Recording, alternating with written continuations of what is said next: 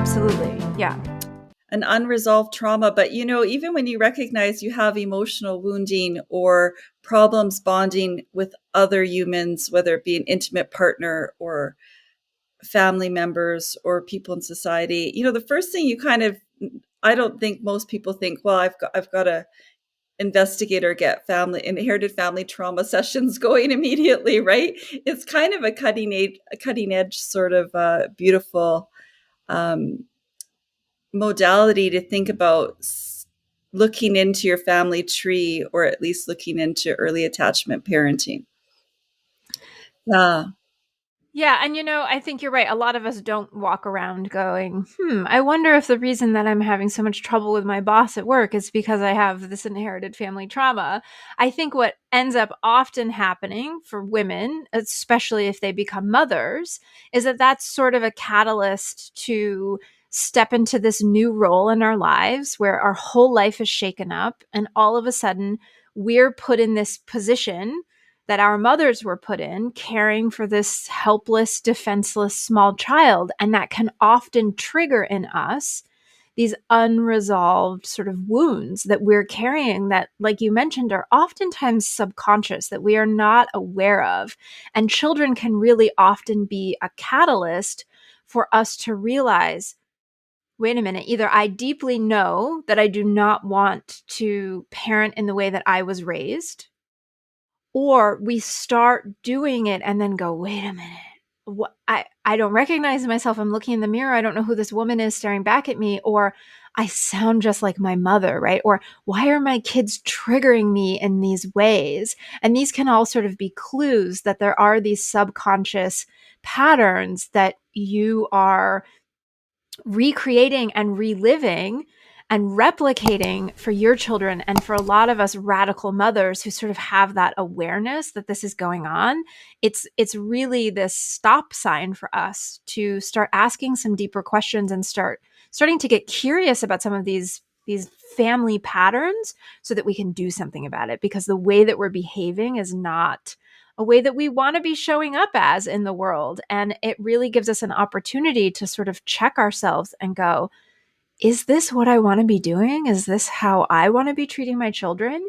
And then in that questioning, we get to make space to find different answers and find different ways of doing it. Yeah, that is a powerful healing possibility. I mean, I'm going to also flip it out and give you another, example of breaking the bond with mother, because the role of mother is so foundational, so important to creating love bonds with others. And it's another scenario. Well, first of all, that I deal with many women who have had narcissistic husbands, and then we often look and then see that their mother or their father was narcissistic, or it's shown up somewhere in their family tree. It's usually not the first time. That's another way I would say a mother could be absent, empathy being absent. And then sometimes, when a child feels like they have to take care of their mom, maybe their mom was, as you mentioned, emotionally unpresent or an alcoholic or depressed, then that mom now in her own world, or that woman as a grown up, could feel permanently overwhelmed, like have a DNA print for just constantly being overwhelmed by life or constantly under supported. And these issues can also relate to how we manifest money, for example. Like, how does that sound? And what other examples can you give of telltale signs where we might want to check in with you about increasing our consciousness or our awareness to heal generational trauma? Yeah, I mean, it can definitely show up as like over responsibility and sort of taking on other people's emotional baggage, right? Sort of carrying things for other people. It can be difficulty holding and maintaining boundaries, saying no, right? So people pleasing, sort of being the good girl, perfectionism, all of these, it's not that any one of them necessarily points to inherited family trauma, but if you sort of have several of these, or if nothing else that you're doing is sort of explaining them, it can often point to that, right? One of the things that I see a lot of times in the mothers that I work with is that they will give, there's still this like deeply entrenched idea in our culture that a good mother is a good martyr. And I call BS on that, right? Because I know that that's not true. And that's why I say that they're radical mothers, because they're radically going against these modern mothering paradigms that tell us those things, right? And instead, we recognize that even though we may have seen our own mother martyr herself for the sake of her children, it really did this disservice to her and disservice to us, modeling how to show up in a healthy way.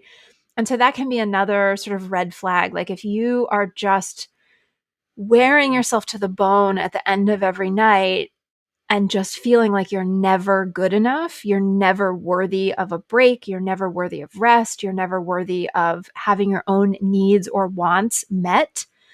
Again, these are all sort of pointing to those woundings that you have from childhood.